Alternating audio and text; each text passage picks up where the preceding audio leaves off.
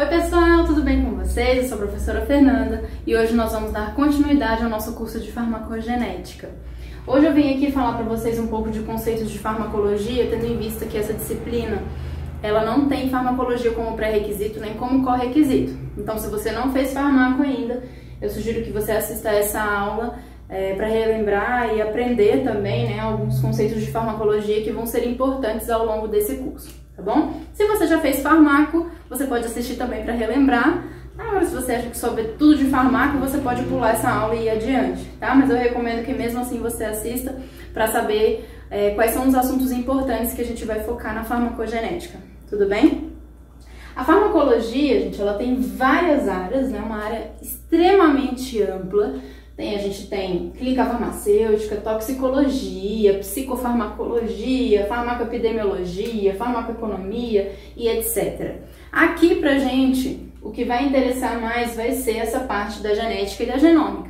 Como eu falei para vocês na aula passada, existem esses dois termos, farmacogenética e farmacogenômica. E isso gera um pouquinho de polêmica dentro da nossa área, porque tem pessoas que falam que são termos sinônimos e tem pessoas que defendem que não são termos sinônimos. Então eu vou explicar as duas linhas de raciocínio para vocês. A farmacogenética, as pessoas que falam que a farmacogenética e farmacogenômica são termos distintos, querem dizer que a farmacogenética é quando você estuda só um gene ou poucas mutações. A farmacogenômica é quando você estuda o indivíduo num sentido mais amplo, ou seja, você faz uma análise que a gente chama de genome-wide, você analisa milhares, às vezes milhões de mutações ao mesmo tempo naquele indivíduo. Então, quando o estudo é feito dessa forma, genome-wide, que a gente chama, de genoma amplo, é chamado de farmacogenômica. Quando é um gene só ou algumas poucas mutações, é chamado de farmacogenética, tá? Mas tenho claro que alguns pesquisadores consideram os dois termos, todos relacionados com o metabolismo de fármacos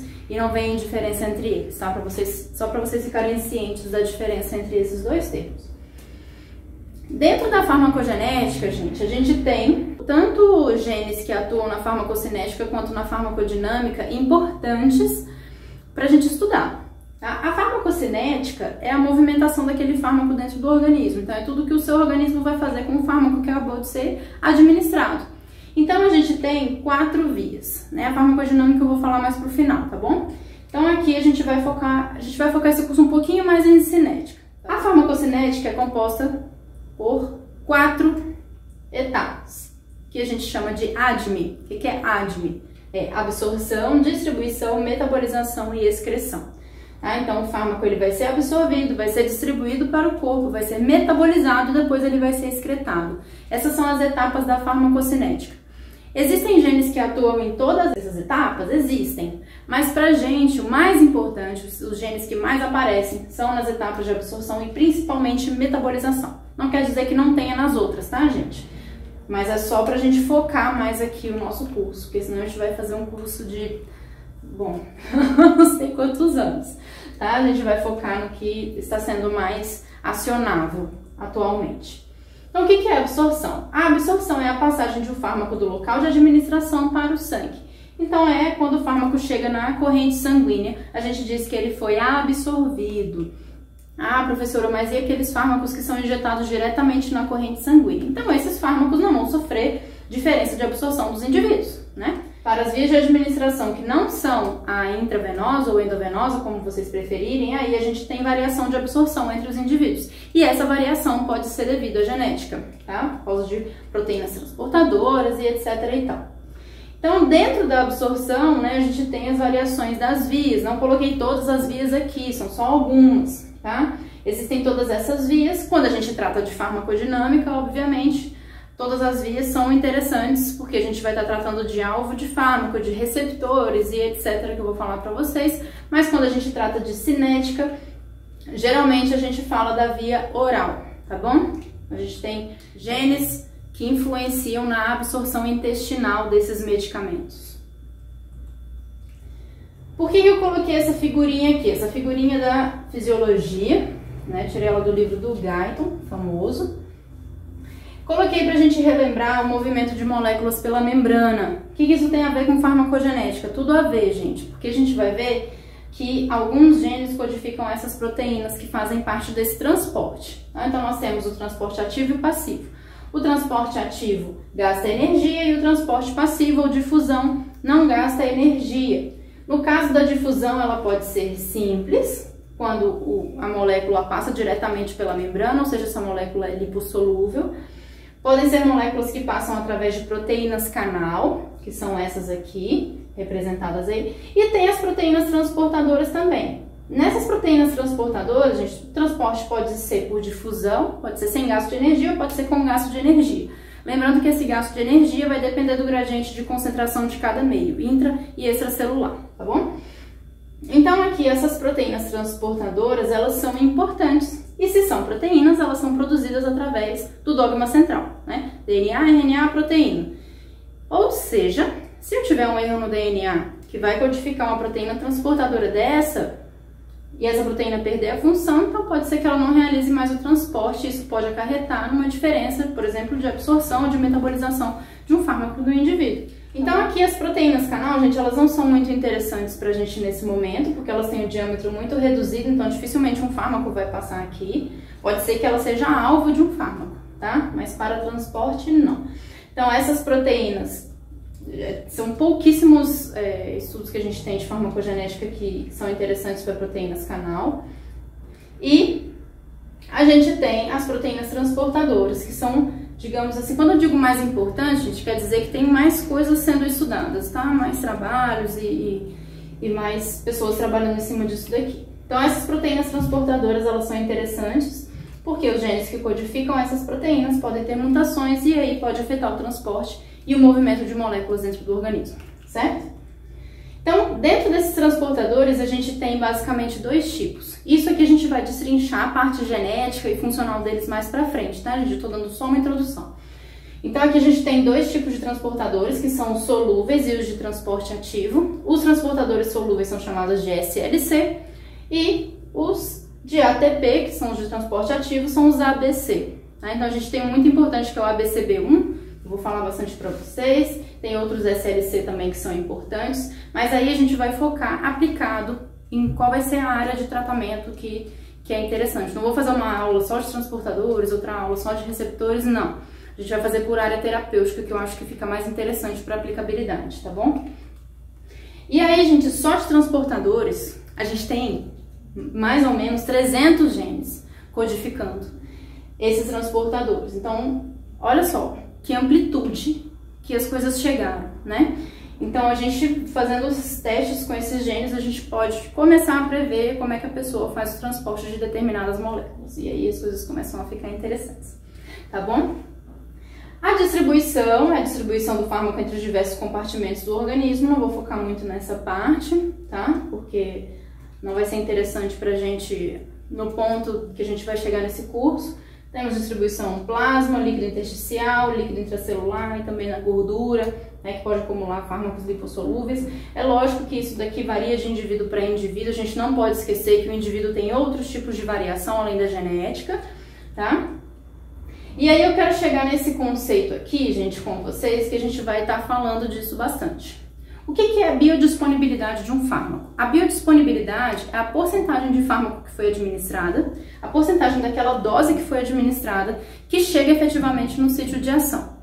Então, a biodisponibilidade de fármacos, ela varia muito de indivíduo para indivíduo. E por que essa variação acontece? Essa variação da biodisponibilidade acontece por causa de uma gama imensa de fatores. Por exemplo, então eu coloquei aqui essa citação que é antiga, eu deixei de propósito antiga, porque as pessoas já sabiam disso há muitos anos, né, e ainda é alvo de muitos estudos. Então pode ser por causa de características do fármaco, da forma farmacêutica, recipientes, interação com outros alimentos ou outras substâncias e características também do próprio paciente, né? Estrutura, estado de má absorção, às vezes está com alguma disfunção hepática, né, coisa do tipo, motilidade gastrointestinal, e aí no final a gente tem aqui o fenótipo genético. Então há muitos anos já se sabe que a genética influencia. O negócio é como a genética influencia, e isso ainda é alvo de muita discussão atualmente dentro da comunidade científica. E é sobre isso que a gente vai falar ao longo desse curso, tá bom? Aqui a gente chega numa parte muito importante da farmacocinética, que tem a ver com a farmacogenética, que é o metabolismo. A metabolização acontece né, com a ajuda de várias enzimas que conseguem inativar compostos endógenos e também exógenos, tá? Elimina substâncias estranhas, que são os xenobióticos, no caso os fármacos, e aí a gente tem vários tipos de metabolização, não vou entrar em detalhes, né, que isso não é um curso de farmacologia, é só para vocês terem em mente que a gente tem o metabolismo fase 1 e fase 2, tá bom? Então aqui na fase 1 a gente tem as enzimas de fase 1, que atuam nessas reações de oxidação e hidroxilação, e na fase 2 a gente tem enzimas que atuam nessa fase 2, são específicas e aí formam um conjugado para facilitar a eliminação desse fármaco, tá? Acetilação, metilação e enfim. Então na fase 1 a gente tem um grupo de enzimas que é muito importante, a gente fala muito que são as enzimas CYP. O que significa isso? É o complexo do citocromo P450, é um conjunto, uma família de enzimas que atuam ali, são muito expressas no fígado, e aí elas atuam auxiliando na metabolização de vários tipos de compostos, incluindo fármacos, tudo bem? Então, o que elas fazem? Elas introduzem um grupo reativo, então prepara aquela substância para a conjugação, né, para a fase 2, e ela ocorre aqui no fígado com a ajuda de várias enzimas, entre elas as do complexo citocromo P450, que são chamadas de CYPs. A gente vai falar de CYPs até o final da disciplina, tá bom? Então aqui a gente tem fármacos carcinógenos, etc e tal, que vão ser metabolizados pelas enzimas CYP, e aí eu posso ter o metabólito inativo, que é o mais comum, ou eu posso ter o metabólito ativo. Existem algumas substâncias que são chamadas de profármacos, a gente vai ver isso também mais pra frente, que ao invés de elas serem inativadas por essa metabolização, elas vão ser ativadas. E aí a interpretação ela vai mudar um pouquinho, tá? Na hora da gente verificar a predição de como o paciente vai reagir a determinado tipo de tratamento, tá bom? Então essas enzimas CYP são super importantes. E aí essa família de enzimas tem uma nomenclatura. Então a gente sempre coloca CYP, um número, uma letra e outro número. O que isso significa? CYP é a sigla para citocromo P450, que é o nome do complexo que ela tá. O número que vem depois de CYP é o número da família. Subfamília é uma letra. E aí a isoforma é o último número. Então isso daqui, por exemplo, a gente lê CYP3A4, tá? Aí a gente tem várias, né, gente? CYP3A4, CYP2D6, CYP2C9, CYP2C19, CYP19A1. Enfim, tem várias CYPs, tá bom? E para vocês consultarem, existe um site, deixa eu passar aqui, que tem todos os polimorfismos em CYPs, aí a gente vem aqui mais para a parte genética. A enzima CYP é codificada por um gene que é o mesmo nome, tá? A gente só diferencia quando está escrito num texto que o nome do gene vem em itálico e o nome da enzima não é em itálico, tá bom? Então tudo sobre CYPs a gente encontra nesse site farmvar.org. Vocês vão ver aí as famílias de CYPs e vocês podem clicar, e na hora que vocês clicam, vocês vão ter aqui a lista de todas as mutações, qual é a substituição ou deleção que acontece, do lado a função, se a enzima tem função normal ou reduzida ou nula, e aqui as referências onde essa mutação foi primeiramente citada, tá? Então essas enzimas CYPs, elas são diferenciadas, né, essa família, subfamília e tal, por vários fatores. Então a gente tem sequência de aminoácidos, claro, sensibilidade a indutores e inibidores, especificidade de reações químicas que elas realizam. E aí, gente, não quer dizer que sempre um fármaco vai passar por uma CYP só e o outro vai passar por outra CYP, não. Os substratos, eles podem se sobrepor, por exemplo. A losartana, né, que é utilizada como antihipertensivo, ela passa tanto pela CYP2C9 como pela CYP2C19. Então a gente tem que ter muito claro a via metabólica toda daquele fármaco para a gente começar a estudar as CYPs, tudo bem? Na fase 2, temos enzimas também que fazem conjugação e a inativação daqueles fármacos para preparar para a excreção. E a gente vai falar mais pra frente, tá, gente? Tem vários grupos químicos que são colocados. A gente tem as enzimas UGT, a tiopurina metiltransferase, a NAT, que é a acetiladora, enfim. Aí tem várias enzimas e aí cada uma delas tem determinada função. E mutações nos genes que codificam essas enzimas modifica essa reação química e aí pode modificar o metabolismo daqueles fármacos que passam por essas enzimas, tá bom? Isso daqui, gente, é uma coisa muito importante, eu vou falar melhor para vocês na próxima aula, que são os gráficos de concentração plasmática por tempo. O que isso significa? Se você já teve farmacologia, provavelmente você entende esse gráfico. Se não, Presta atenção no seguinte. Eu prefiro explicar no quadro essa parte. Nós temos um gráfico para verificar a dosagem, né, e concentração plasmática de um indivíduo, que é esse gráfico de concentração plasmática por tempo. O tempo zero que está aqui é o tempo da administração do fármaco, tá bom? Quando um fármaco é administrado, a concentração vai subindo, né? A concentração plasmática automaticamente vai crescendo. E aí o corpo, a tendência do corpo é eliminar esse fármaco depois de um tempo, porque vai acontecer toda a metabolização e depois a excreção. Ok. Só que, como é que a gente sabe se a pessoa vai ter o efeito desse fármaco ou não? A gente vai saber se essa concentração chegar numa faixa específica, que é chamada de faixa terapêutica, que nada mais é do que um range, ou seja, uma faixa aqui, um intervalo aqui de concentração, também pode ser chamado de índice terapêutico, intervalo terapêutico, janela terapêutica, faixa terapêutica, tudo a mesma coisa, tá?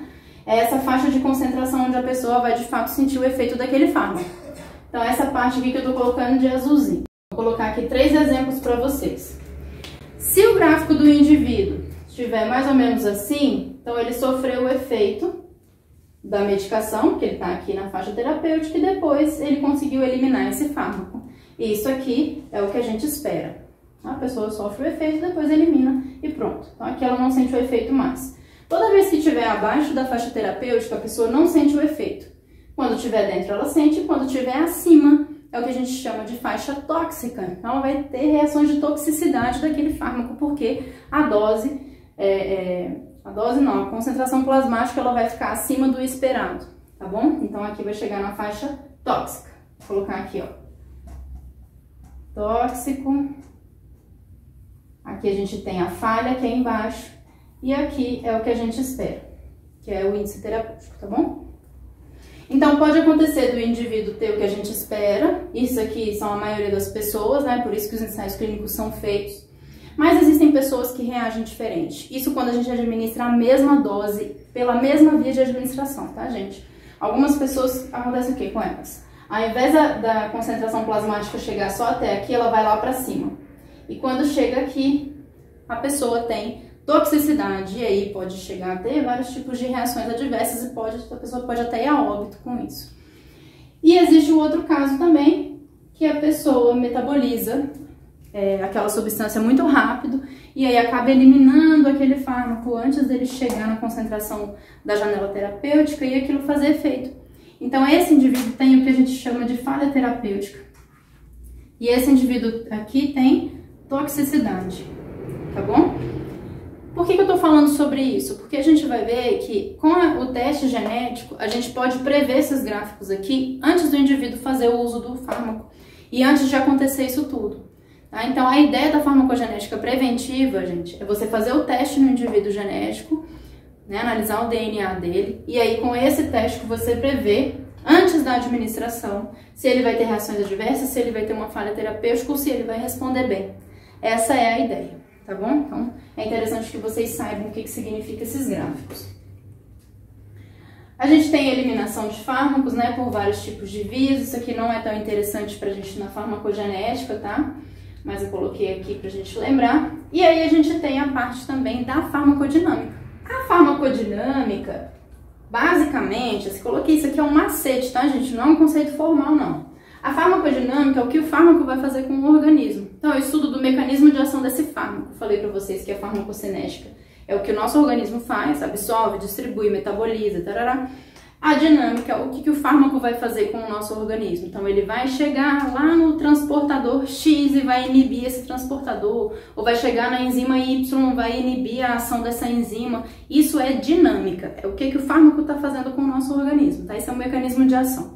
Então, a farmacogenética, ela também atua aqui na farmacodinâmica, porque imagina, se o alvo de um fármaco é uma enzima e essa enzima está mutada, às vezes o fármaco não reconhece aquela enzima, e aí ele não funciona, entendeu? Mais ou menos por aí. Então, a gente tem vários alvos, receptores, que são super importantes, moléculas transportadoras, que foi esses que eu falei pra vocês já, canais iônicos e enzimas também, tá? Por exemplo, a gente tem a monoaminoxidase, a gente tem outros tipos de enzima, vários na verdade, que são alvos de fármacos, e aí se essas enzimas estiverem com alguma mutação, pode ser que esse fármaco não reconheça esse alvo, e aí ele não funciona naquele indivíduo, tudo bem?